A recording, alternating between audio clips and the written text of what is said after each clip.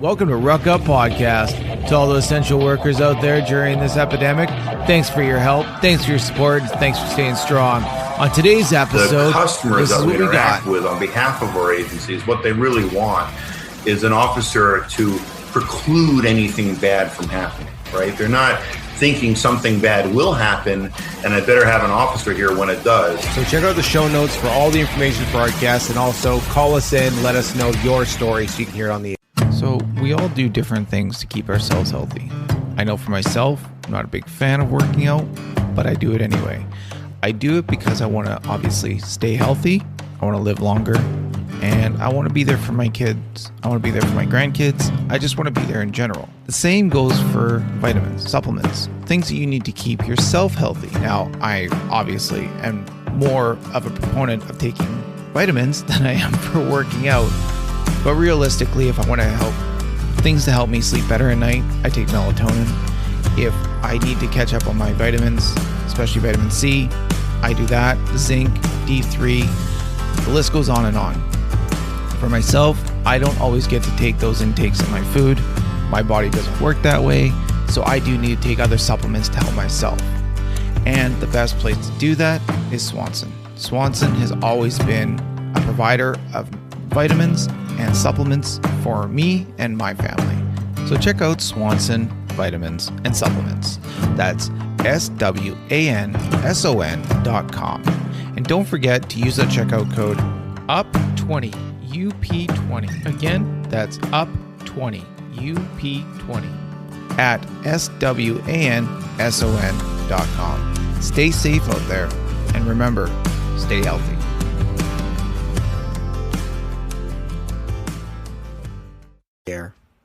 Okay, hey, my name's Rich Milliman. I'm the co-founder and CEO of Extra Duty Solutions. So my history is actually unusual in that I'm not from the law enforcement world. I'm from more the business world. I've run mid-sized companies and the operations of some larger companies. I've been in consulting. I've worked for JP Morgan in my past, ran some large teams there. But how I got into this is just prior to this, my partner in this business and I worked for a very, very large hedge fund. He was in physical security. I was the head of risk. And those two areas tend to work very closely together. And one of the things we had to make sure of is that the CEO was alive at all times. And we would occasionally utilize extra duty officers to kind of keep tabs on him without him knowing it. So if he was having a breakfast with the economic minister of Norway in Chicago, we might call the Chicago PD and say, can you send a couple of guys over there? So when we all left that hedge fund, the guy who became my partner and I said, boy, that world of extra duty is kind of a messy world. It's not efficient. And so we should maybe try to help out. And that was the genesis of starting this company. When you say efficient, do you was it because every jurisdiction that you would call would be different, or would it be just the whole process was just a nightmare to deal with? Well, actually both. And if you think about it, say you're the chief security officer of Walmart, and you want an officer in 300 Walmarts this Saturday night. You have to call 300 different police departments and figure out who they are and what they're all going to have different rates, different rules, different cancellation policies. So when we started, our initial intent was to work on that side of the fence, which, in 2015, we started the company. And our clients then were, Home Depot and Aon and Ryder and Marriott, right? And they're all calling us and we're getting our officers. And it was in doing that we realized, wow, the other side of the fence, the law enforcement agencies, they need help. Look, Walmart can throw money at problems, right? Yeah. You're a police department, you probably don't have a big wad of money lying around that you can throw at problems. So we ended up kind of switching sides and helping out the law enforcement agencies and exiting the corporate, so we didn't have a conflict of interest. So that's how we got into this. Right. What did the law enforcement side look at it when a private entity such as yourself came in with a solution like this? Well, law enforcement is, I would say, 20 years behind the corporate world in outsourcing, right? So I hear you on that one. Outsourcing got very popular in the corporate world in the 90s and beyond, right? But in the 90s, it became there was this notion of variabilizing your costs. And what that meant was you don't want to have a lot of fixed costs. You don't want to have too much personnel, things that you can't get rid of quickly. So if you variabilize your costs, meaning you outsource things that are not your core competencies, you can quickly turn those things off, of a downturn in the economy. But law enforcement really, they didn't have the need to turn things off. And it wasn't until recently more recently, where law enforcement got on the sort of bandwagon of, look, there are certain things that, why are we doing these things? We shouldn't be, for example, building our own body cams. There's companies that do that. We'll buy from them. And it became, wait, law enforcement used to build their own body cams? No. I'm saying, that's an analogy. 100%. Yeah, no, I agree. So why would we do this, that, and the other thing? And when they really look at the extra duty program, a lot of times they'll come to the conclusion of, why are we administering this? I have, 2 lieutenants that do nothing but take phone calls from customers. I have somebody else who's sending out invoices, somebody who's making collection calls, or worse yet, officers are trying to get their own money at the end of the night from, the movie theater owner. Why are we in, it makes sense for us to have an extra duty program. It benefits the officers, it benefits us, it benefits society. But the administration of it, that's not what we do in law enforcement. So there is more of an acceptance of, let's have somebody else administer it and we'll still manage it. Yeah. And I hear that a lot. I hear a lot of officers are tied up with admin duties more than they are actually dealing with things on the streets, which is what we need them to do. They're not being paid to sit down and write all this stuff up, right? And nobody enters law enforcement because they want to sit behind a desk all day, right? And it's just not what you want to do. No, exactly. 100%. You want to sit behind a desk all day, do what I do, Yeah. All right. So let's kick off and talk about your company. Okay. What is it? What does it do? So what we do is we administer what are called extra duty programs for law enforcement agencies. So sometimes they're called off-duty programs or secondary employment. But basically it's when officers or deputies are working in their off-hour time for private entities. So commonly you'll see, say you go to a movie theater on Saturday night, you might see an officer in the lobby or in a cruiser out front.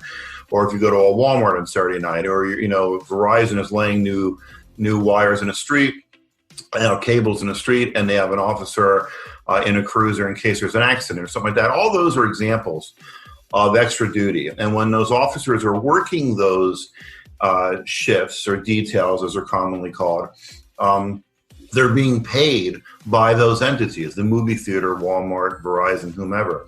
So the administration, the bureaucracy of those programs can be pretty formidable for departments. You may, in an average 100-person, 100-sworn officer department, you may have 1 or 2 officers that do nothing but administer that program. Wow. So we do that for them, and we alleviate the administrative burden, but we also eliminate the financial risk. So, bad debts and the float of money and so on. We handle all that. So we're administering the program. That's fundamentally what we do. Right. So can you do a step-by-step of the process from when officer needs to be deployed to a certain situation? Sure. So for every department, we set up a unique phone number, and we have an account team that handles the different departments. So let's use the example of the movie theater. The movie theater wants coverage on Saturday night. They would call that phone number, or they would go online. If they're a recurring customer for that agency, we give them a portal. They can just log on and go in there. But they contact us in any of those ways and say, I need service on Saturday night from 8 p.m. to 2 in the morning.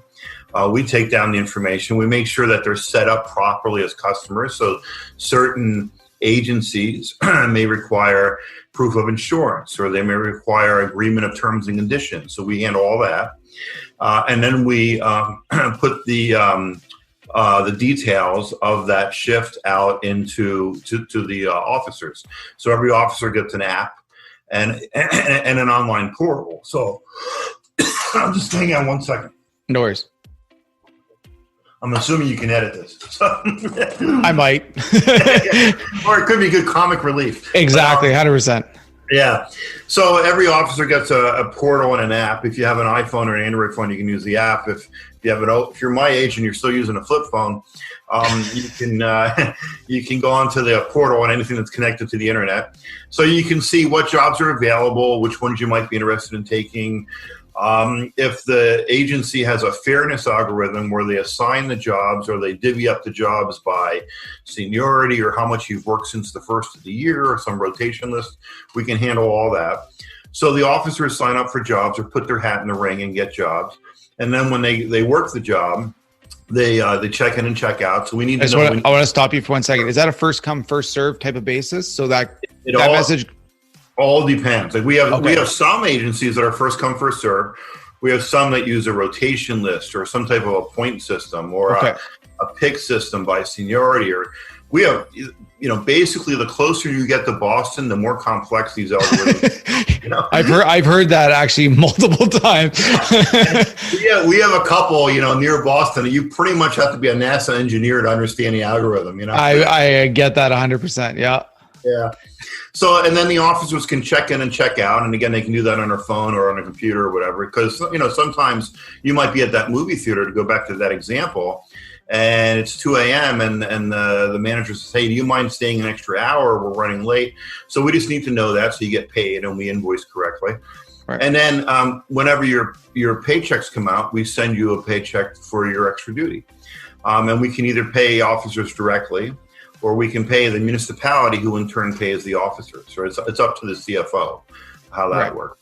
And we pay weekly, or we pay in accordance to their existing payroll cadence.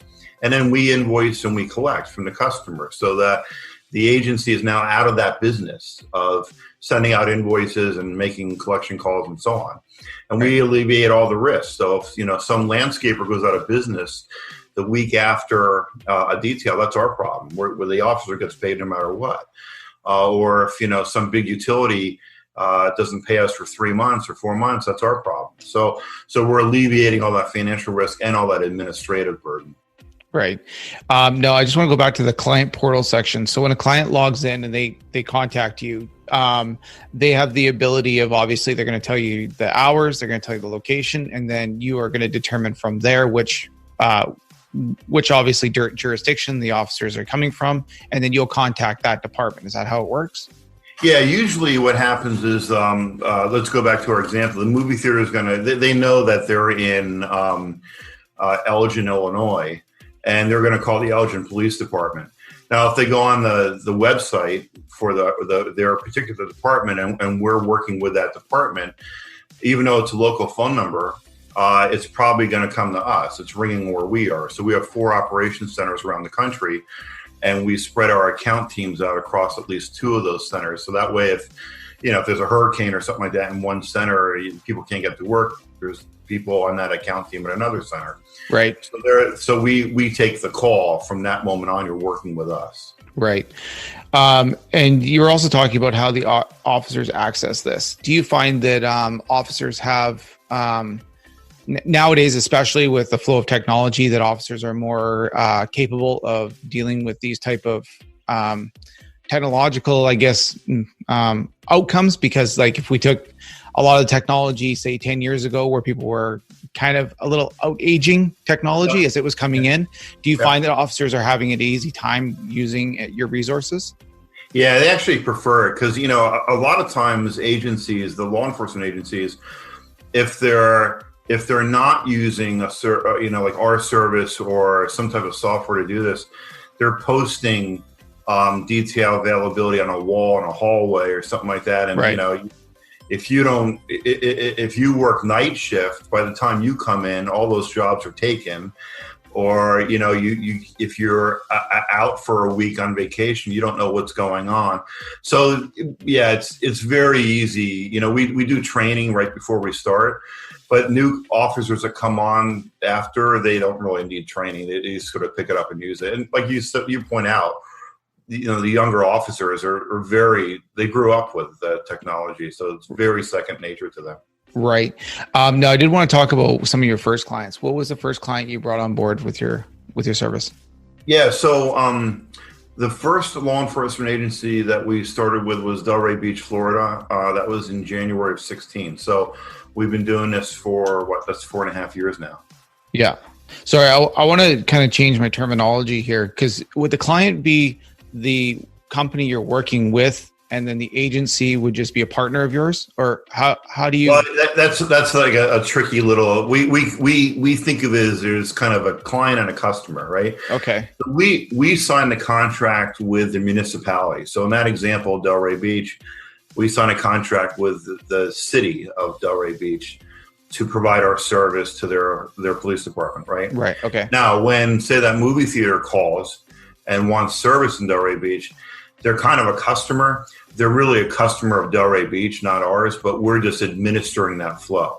Right. We're taking the information, we're giving information to them, we're making sure they're set up properly, we're doing the invoicing. It's kind of like, most airlines, they have online ticketing. You can buy a plane ticket online and so on. You're really not buying it from that airline. You're buying it from a third party that they've employed, right. And they may own that third party, but it's a different LLC, a different legal entity that just handles their ticketing. Right. That LLC is not flying planes around. It's kind of blind to you. You don't really see it, but that's how it works. It's the same sort of setup with us. Right.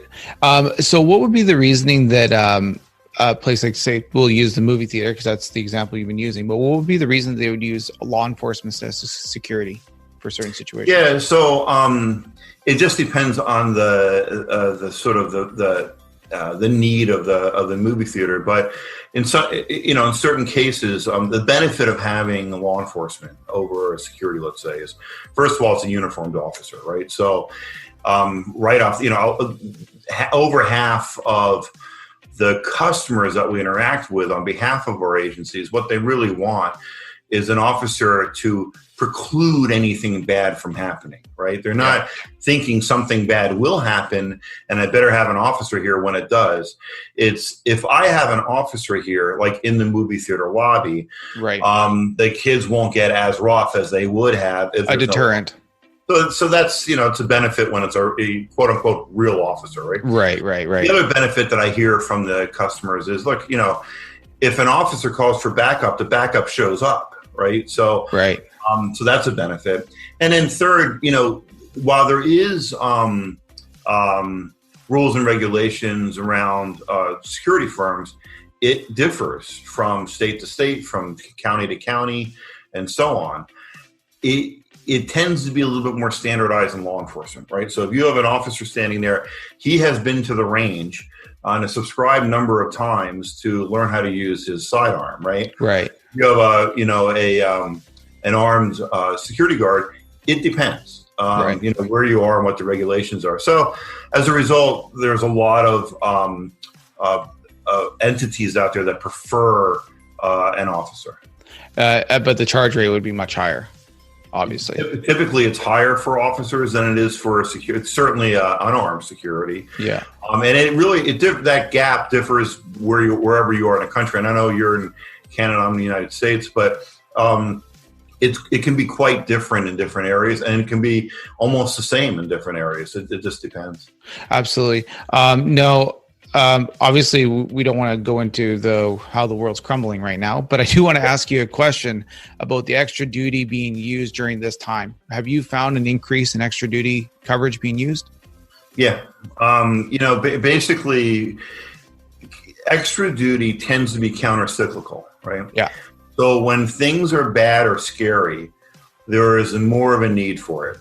Right. And when things are calm and, then there's less of a need for it. Now, there's two types. I kind of look at extra duty as two flavors. One is there's security. So this is like our movie theater example. And the other is there's road jobs or traffic control, right? So there's a bridge project. They're adding a third lane onto a bridge. The two lanes are down to one lane as a result. And there might be one or two cruisers there with officers in them to help guide traffic or be present in case there's a fender bender or something like that. The road details, the traffic control, that tends to be pretty steady. I mean, obviously in the north, it goes way up in the summer, it goes way down in the winter. tends to be kind of more steady in the south and out west, so where the weather's better. So that doesn't tend to be real seasonal, or I shouldn't say seasonal, but it doesn't tend to go up and down based on what's going on in the world. Right. The other type of job, which are security jobs, those go up and down based on what's going on in the world. So right now they're up. Yeah. Right. Now, in the way of pay ratios and billing ratios, do you find every jurisdiction has a different, or state even has different pay and billing ratios? Oh, yeah. I mean, and not just across states. I mean, you can have two towns that are right next to each other that charge vastly different rates. Now, really, it does tend to be, within state, within region, there's a range. So you're not going to find a department in Georgia charging $110 an hour, but you might in an urban area up north, right? And so I've seen officer rates range from $25 an hour up to $120 an hour. So, wow.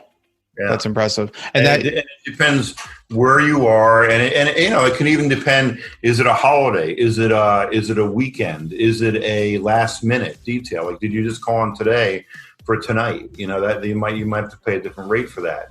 Right. Is there liquor involved? Is there more than 4 officers required, and therefore one has to be a lieutenant? So depending on the agency, there can be a lot of factors that go into that. So each agency, you have to carefully speak with and understand all their policies and procedures on the extra pay, or not extra pay, sorry, the extra time. Yeah, and it's not just the pay, it's also like there's rules around it. Like, so we have some agencies that have a 12-hour cancellation policy or a 4-hour cancellation policy, and if the customer doesn't cancel outside of that timing, they would need to pay a minimum. So, some departments have a 3-hour minimum or 4. Some departments have rules like, well, if it's going to be more than 4 officers, one has to be a supervising officer, and that person will get paid more. So there's, some have, a canine availability. And if you need a canine, you need an That was going to be my next question. Yeah. Yeah. Or some have like SROs. They want an SRO because it's the Friday night football game. If no SRO is available, then we'll take anybody. So there's all these kind of rules and regulations, and they're all different by department. So when you get a new department on board, what is the process of how you, not vetting them, but how do you understand and get up to par with exactly what their SOPs are? So typically what we do is we have something called the knowledge transfer meeting, which is, we come and meet with them, and it could take 1 to 4 hours depending on how complex their program is. But we get an understanding of all the nooks and crannies of their program. So, what are your rates? And a lot of times, we'll ask a question, what are your rates? And they'll say, well, it's $55 an hour. And we'll say, well, what if it's Saturday, St. Patrick's Day, a liquor job, and a lieutenant? Is it still $55 an hour? And then, when we start getting into that level of detail, it's like, oh, no, then there's a surplus or whatever. So we'll get, how do you divvy up your jobs? How do you invoice? Are there any customers that you won't work with anymore? Does anybody owe you money that you want us to watch out for to help collect that money before they work here again?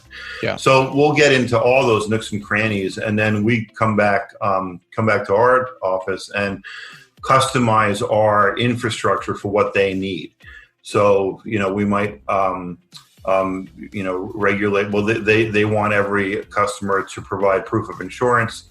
And if they don't have a proof of insurance, then we're going to set them up with spot insurance or event insurance or something like that.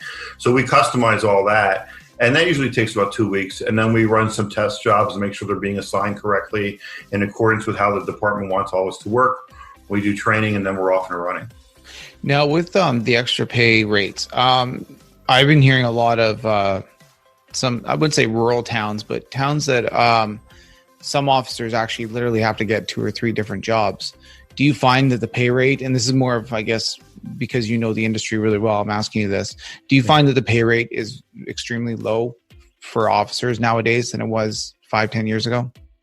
Well, it's no, I wouldn't say that the pay rates have gone down since 5 or 10 years ago. In fact, they've gone up. But what I have seen is that, again, in different parts of the country, some of these rates are pretty low. It's not a department that we work with, but one department that I spoke to said they're basically competing with, Walmart for shifts, because it's the officer can make as much money being a greeter at Walmart as they can working details based on what the local ordinance has, right? Yeah. But then you've got some other departments where, some of these guys who are working a lot within the confines of the rules of the agency are, doubling their income based on how much they're working on the details. So it varies dramatically from region to region. Now, when you're selecting for the types of jobs, you said that departments have a lot of regulations. I understand that, but do you have certain clients that request certain type of officers with X training, or like you said, K9 units, but do they go into more specific details, especially when you get into more, I guess, I don't really say executive protection, but you know what I'm going down, right? Yeah. And again, that comes back to the agency for what are you willing to do here, right? So yeah, we've had customers say, look, we want somebody who, for example, if you're the lead officer on a road job, you're probably going to have to be working for the traffic sergeant and have traffic training, right? A lot of times schools, like I mentioned, will say, well, we prefer an SRO to work our sporting events because the kids know those people and they're familiar with them and they're comfortable. So if the agency allows the SROs to have first dibs at those jobs, then we'll assign them in that way, right? So if an SRO signs up, they get it. If no SRO signs up and it's T-minus 24 hours to the detail, maybe we open it up to our broader group. We've had churches that said, we would prefer that the person that comes on Sunday morning is a member of our congregation because people are familiar, right? So when we get requests like that, we go back to our department. We have a liaison in every department that we engage with, and say, is this okay? Are you comfortable with this? Where, out of your 180 officers, only 4 of them are members of that congregation. So only 4 will be allowed to work that detail. And if you're not okay with it, we'll tell the church, sorry, that's not how it works. Any officer can work the detail. So it just depends on how the agency wants their program to work. Now, does that affect unions as well? Well, we have, I would say probably half our agencies are unionized and half are not. Okay. I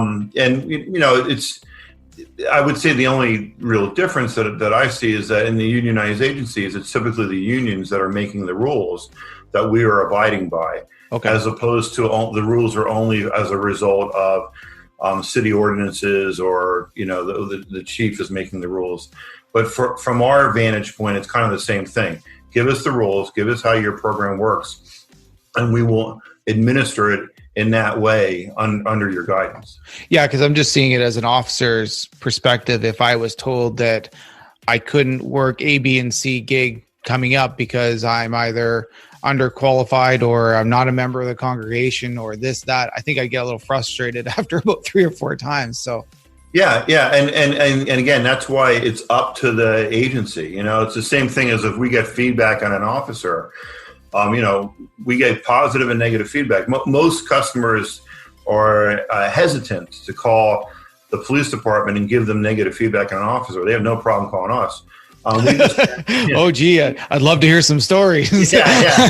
We can write a book. And we get positive too, but but we just pass it on to our liaison in the department and say, here's the feedback we got. Let us know if you want to do us to do anything.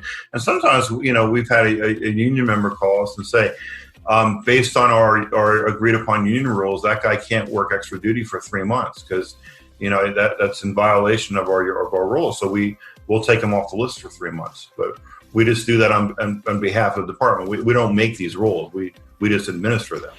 Do you have constant communication with the department on these type of situations? Like if they're like you keep talking about this list, right? So if there's if you already know that X officer has seniority and that's how the department works, is basically first person with seniority gets the gig, do you have to contact the department still, or do you just for more reinsurance, or do you have kind of a policy that you kind of know that's maybe a little bit black and white and a little bit gray that you can kind of just work off of instead of having to? So the amount of interaction we have with the department largely depends on what the department wants and the size of that department. So we have we have a couple departments that are very big and complex, and our account team probably has daily interaction with them. Okay. Because, there might be, hey, there's a road job that's going to start on 3rd and Elm. It's going to move at noon to this place. It's going to move at 3 o'clock to that place. Are you okay with that? We have a department in northern New Jersey. It's near the George Washington Bridge that every night at 7:30 p.m., the account team has a quick conversation with traffic sergeant to tell them how many road jobs there are tomorrow in that town and where they are. Because depending on the configuration of road jobs, you can end up with a traffic jam, in a George Washington Bridge, which you don't want. So, right. so a lot of times our communication with the department, though, is more, kind of weekly touch base on, hey, do you have any new officers that are starting that we need to put on the list? Or we might get a request to take an officer off because of disciplinary action or because of light detail. Somebody's injured or whatnot. And sometimes, especially in the beginning with a new department, when we first start working with them, in the first couple of months, we might be unclear if something is okay or not. So we'll call our liaison. So we might call and say, hey, this hotel requested coverage on Saturday night in the lobby. And they said there's a pub that's near the lobby. Are you okay working there? Because you guys don't work liquor jobs. Yeah. And then they'll say, oh, yeah, no, the lobby is okay. And then that becomes like case law for us. So we know next time they call, it's okay. Okay. So, we have some departments where every single road job, the traffic sergeant has to sign off on before we start scheduling it. Or some departments where we interact with the city permitting office. We'll get a call from a promoter who's having a concert in a city park. Yeah. And we'll say, what's your permit number? And when they say permit number, we say, yeah, here's the phone number to the city permit office. Call them. When you get your permit, call us back. Then we'll check to make sure it's valid. So it just depends on each agency and what their rules are. Right. Now, do you charge for added fuel or any added extra costs to your customers if they're requiring more on top of what was originally planned in the contract? So if they're like you're saying about a road job. So if the road job was supposed to start place A, but then it got moved to 100 or 200 miles. I was going to say kilometers. When you're heading out to the backcountry, where do you get your gear from? I know for myself, I go to Field Supply. And I go to Field Supply because they're great customer service, great products, and at a great price. It doesn't matter what you need it for. If you're going hunting, fishing, you're going camping, a daily trip out, does not matter. They have everything you need. This is a survivalist dream store. In our family, we like to go RVing, hunting, fishing, just about anything to do with the outdoors. And we are big on making sure that we're absolutely prepared. And I know during hunting season, so for our hunting season, it's from September to April, and we like to fish in between there and just do a bunch of camping and everything else that we can do. But we like to make sure that we have everything that we need, and this store definitely has it. So we do stock up. We do stock up hard. But it's because we definitely know that it's something that we will absolutely use. And it's great to be out with the family, and it's great to do all these things. Sometimes you need the gear to back it up. So stay healthy, stay strong out there. Go down to the show notes, click on Field Supply, check out everything they have there. It's a great store, and they help out the show tremendously. Stay safe out there. Catch you on the flip side. Enjoy the outdoors.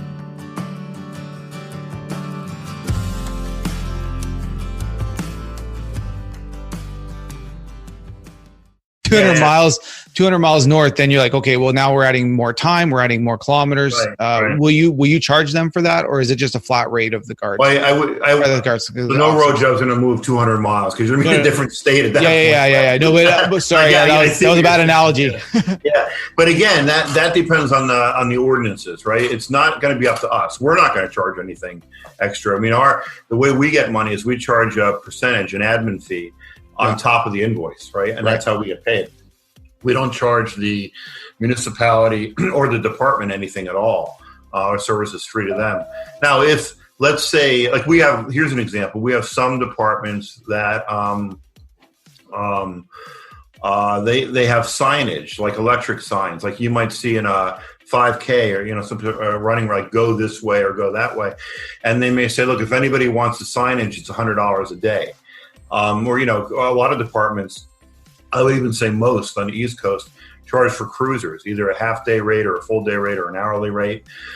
So we just charge for those, whatever they tell us to charge for, we charge. Well, if we ever get in a situation, and this does happen sometimes, where a customer calls and wants us to do something that we think that seems out of bounds, either because you should be charging more for, like we had a one that called recently and said, we need one officer, 3 cruisers, and they should be Crown Victorias. And it was for a movie shoot. That's why we called the liaison and said, kind of really. And they said, no, we don't supply, for movie shoots. But we had one case where it was a jewelry store, and they wanted service. They had never gotten service in this municipality before, and so the account team says, all right, so what do you want the officer to be doing? And we expected to hear stand there, and what they said is, well, first the officer has to get the master key and then go into the back room and count the Rolexes. And we're like, whoa. So we called, the chief in this case, so he was the liaison, and said, here's what this customer is asking for. We'll do whatever you want. But our recommendation is that you do not do this because the liability is tremendous. We've had customers ask us to sign like a vendor agreement or a supplier agreement with them. So we become a supplier to the customer, and we won't do that. Right. And the reason we won't is because it's very clear to us, and we want to maintain this, that we work for the municipality. And if we have to make a decision that's in somebody's best interest and somebody's worst interest, we will always decide what is in the municipality's best interest. Right. And we do not want to be conflicted. Yeah. I did want to talk about, and we brought this up before they started the show, but the overtime and stat. So every state is going to be different. How do you keep up with the regulations? Not just that, we'll go on to my other question after that, and that's more based on rules and other things. But with the overtime and stat, how does your company kind of regulate and make sure that you're on top of it all every year? Yeah, and our usually it's not even by state; it's by town, right? Oh, really? Really, local ordinances. So, and an example of things that we need to keep on top of are, like we had one town that we started with, and the ordinance required that officers do not work more than 20 hours a week of extra duty, right? So we had to in our software that we have maintains this. So we can see if somebody tries to sign up for a detail that'll take them over 20, they won't be allowed to do that. Okay. So we have some where an officer can't work more than 80 hours a week on duty plus off duty or plus extra duty, right? So why is that? For fatigue reasons, right? Okay. So they don't want somebody that's, and there's been a couple incidences in the last year where fatigue seems to have played a factor. Understood. In bad decisions, completely right? understood. Yeah.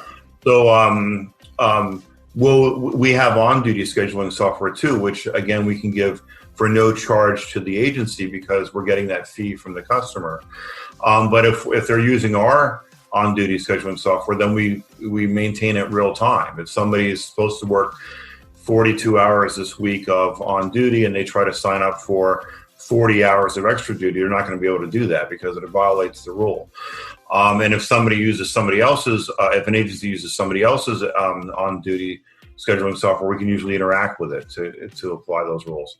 Those are the rules that we see most of. And when we see rules around customers, like they have to have insurance, or they have to agree to this, they have to agree to that. So we have software that manages document management and so on, and we make sure that the COIs are up to date and taken care of and all that. Usually, so those types of rules are usually set either by the union, if it's a unionized shop, or by the city itself, local ordinances. We have some cases where the rule came down from an external entity because of issues the department had previously had. So we have some departments that we administer the program for where they had federal indictments of officers because they skimmed or double dipped or have no-show jobs or something like that. And in those types of situations, sometimes a county solicitor or somebody will request certain rules be put in place to put guardrails up. And if again, we work for the municipality, we work for the department. If they say, yeah, we agree to that, we'll administer those rules. But because we do things, department by department, and every department has an account team, it makes it easier for us to do that. Does the department contact you if any rules have been changed, or do you have to reach out to them? That's why we have a liaison in every department. In some of our bigger departments, we'll have a weekly call with the liaison. Hey, has anything changed? Is anybody on light duty? Or we might report back to the liaison and say, hey, we saw something kind of suspicious where this officer canceled 8 jobs in a row, right, and wanted to transfer him to his brother. It's something like that. It's 2 ways. But yeah, we have constant interaction as much as is needed. No, and yeah, I could imagine that. With the extra duty though, do you find that from town to town, there is a large gap of where how many officers are allowed to do extra duty, or how many hours they're allowed to, or is it kind of a little bit standard across the board? No, it's just like the pay rates. It's very, very different. Yeah. There tends to be a little bit more regulation in New England and the Mid-Atlantic around, number of hours you're permitted to work and things like that.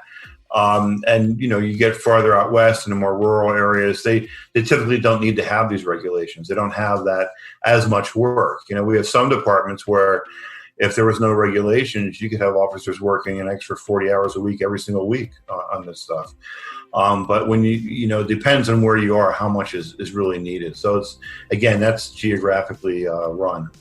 Now, you said that the customer pays you, and then you pay the officer, or you pay the department, or both? Well, it's reverse. Usually we pay the officer or the department, and then we collect from the customer. Is usually how it works, right? Right. Sorry. The paying to the officer or the department is up to the department, right? Usually the CFO of the municipality will make that call, where they either want us to pay the officers directly through direct deposits or hard copy checks, whatever the officers want, and then we 1099 them at the end of the year, or they want us to pay the municipality, and then they'll pay the officers in their existing payroll process. Do you handle the taxes as well, right off the checks?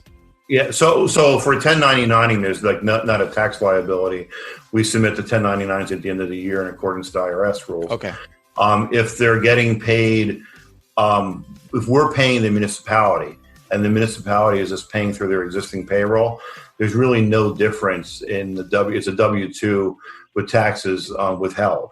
Okay. On the municipal side. And in most of those cases, if you look at somebody's paycheck, it'll have 2 lines, on duty and extra duty. Right. So it makes it clean. Do a lot of municipalities like it the way they get the money and then pay the officers? I would say out of all of the municipalities that we serve, 75 to 80%, we pay the municipality, and then they run it through their payroll, and then the rest we do it on our own. Right. Easier for you. Either way, we're happy to do it either way. It's right. It's not a hassle. It just and again, a lot of times that's regulated by local or state ordinances of where money is allowed to flow from. So it's whatever they need to do. And how do you? What is probably the best model that you explained to agencies how this can help them to reduce cost and reduce manpower from sitting behind the desk? Yeah. So on both of those, reducing manpower and costs, like I said earlier, if you have, say, 100 sworn officer department and you have a pretty active extra duty program, it would not be uncommon that you have 2 officers tied up just administering the extra duty program. So you're taking calls from customers, you're putting jobs out, you're making sure jobs get filled, you're dealing with invoicing and collections, all that kind of stuff. When I know one department, they have about 2,000 sworn officers. They have a 13-person office, combination of sworn and civilian, that does nothing but administer their extra duty program. Yeah. So we had one department, they have about 750 officers. They had about 4 people administering their program, and those 4 people got reassigned into other jobs.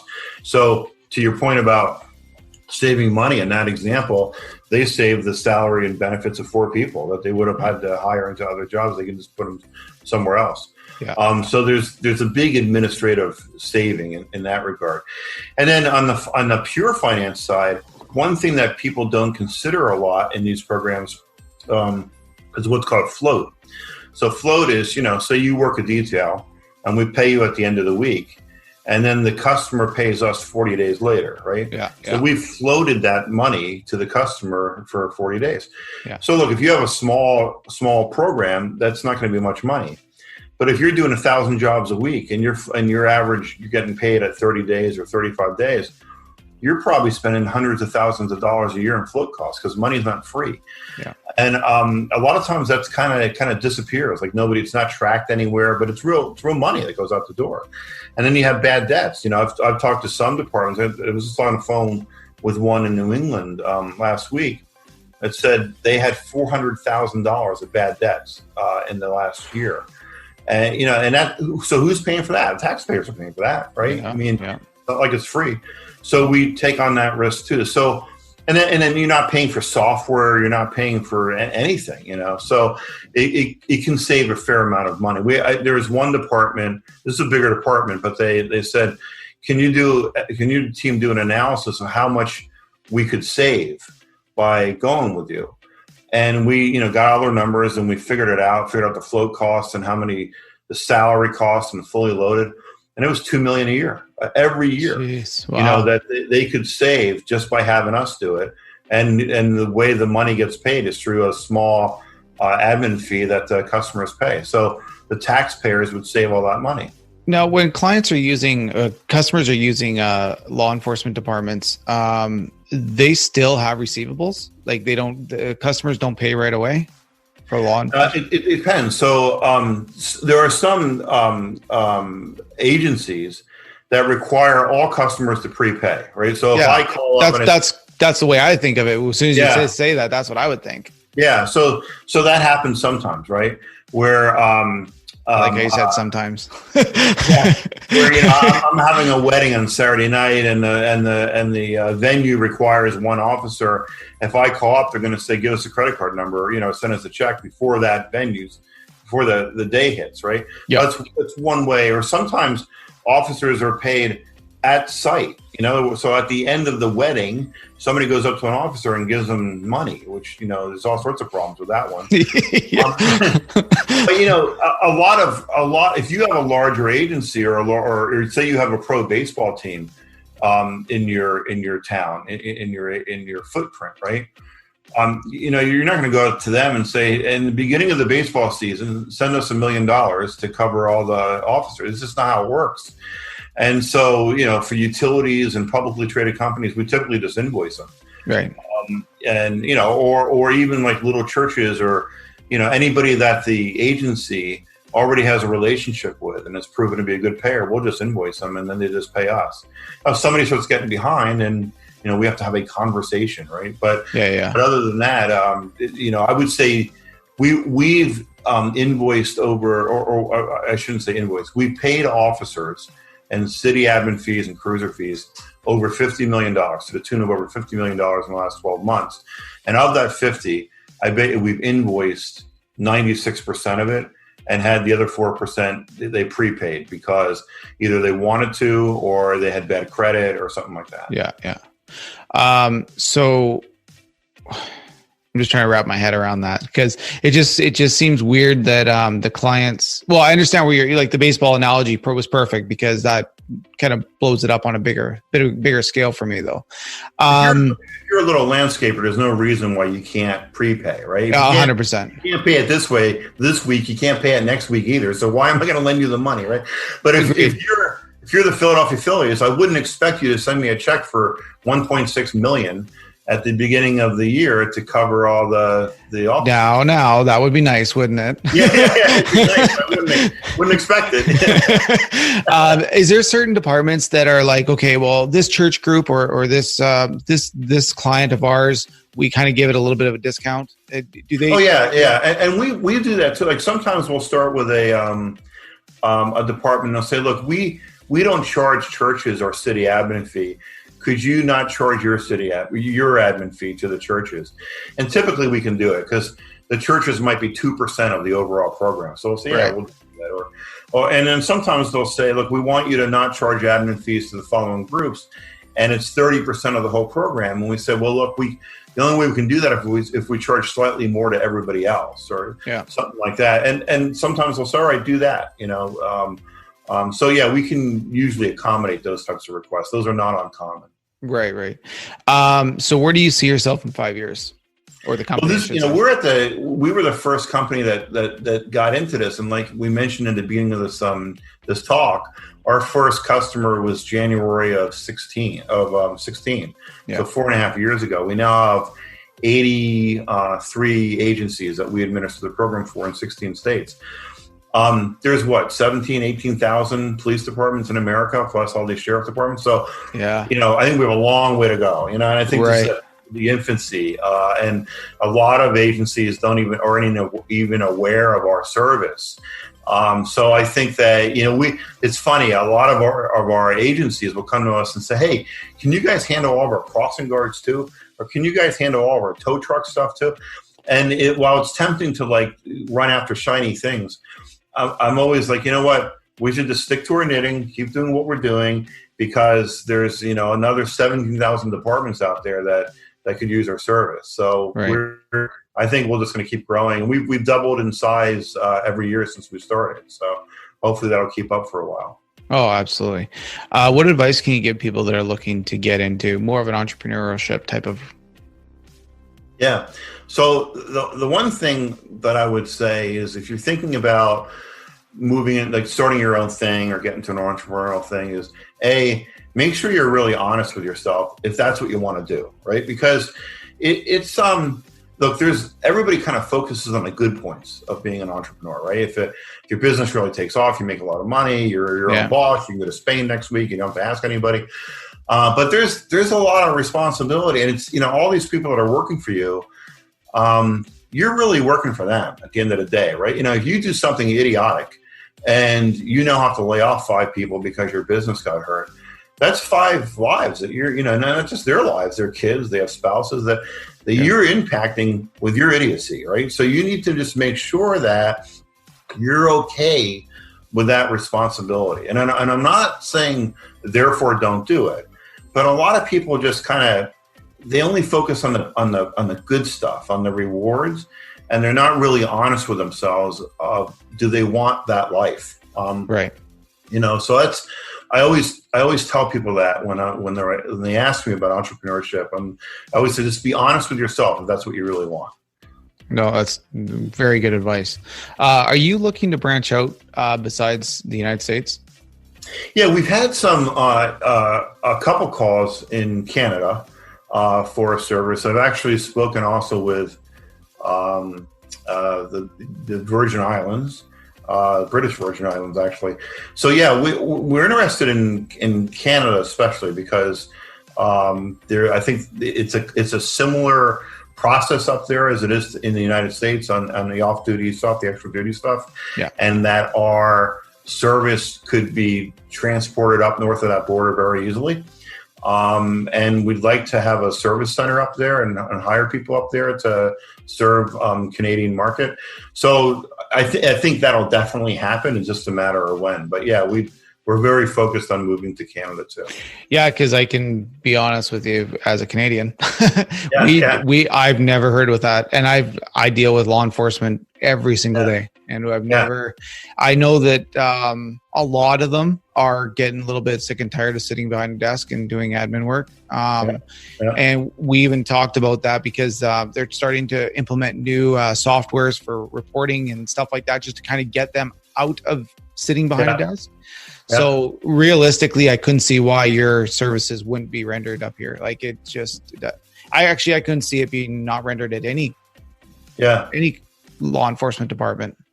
Yeah, I mean, and it's, I only think the reason we're not even growing faster than we are is just because it's new. It's not like we growing fast. You did $50 million in life. I will say the word again if you say we're not going fast enough. Up from 0 4 years ago. But it's not like, when we explain what we do, it's not like we can say, well, we're an airline. You've heard of United and Delta. We're like them, but we have different routes or something like that. It's not like we can point to somebody else. It's, it's a new industry in a sense. So, and it's not just the chief that makes the decision on it. If there's a Right. union involved, they have to be brought in. If there's a CFO, there's a business administrator, and a smaller place, there's a mayor. All these people need to understand how this is going to work and be in agreement on it. So it does tend to be a bit of a slow sales process, but we've never had a department that after they started and started using our service said, "Wow, this is the biggest mistake we ever made." So and our contracts are month to month. It's not like we tie you up for 2 years. It's month to month. So if you don't like us, get rid of us. But Right.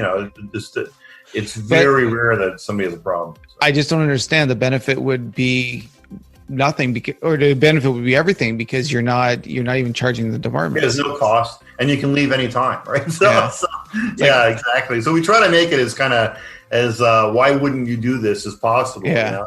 Yeah, you're better than getting a cell phone. Right. Yeah. Right. Thank you for listening to the full episode of RuckUp Podcast. We wish you all to be very safe out there in your line of duty. And if you have a story to tell and want to be on the show, please check us out on all social media sites, our website at www.ruckupmedia.com, and check us out on our show notes and any other way you can get a hold of us. Stay safe out there, and we'll catch you on the flip side. Peace out.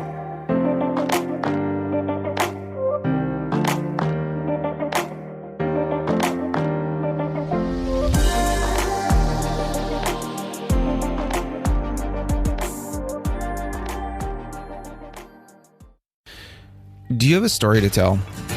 Do you think that you have a passion for something that nobody in the world shares with you? Do you think that there is something that you want to say, but you're worried about the regulations behind it? Are you somebody who just wants to talk to everybody and just network through as much as you can? Well, I've written a book called Stop Listening and Start Talking, a survival guide to starting and maintaining your podcast. I help you get and grow and start with all of those ambitions that you have into that podcast.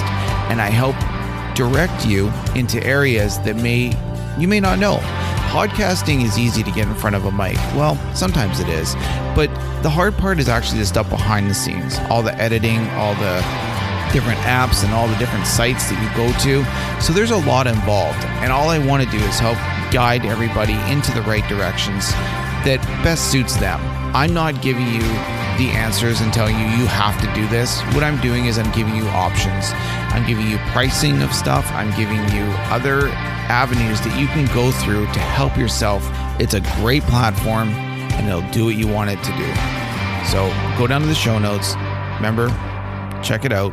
Stop Listening and Start Talking, Survival Guide to Starting and Maintaining Your Podcast. Stay safe out there. Catch you on the flip side.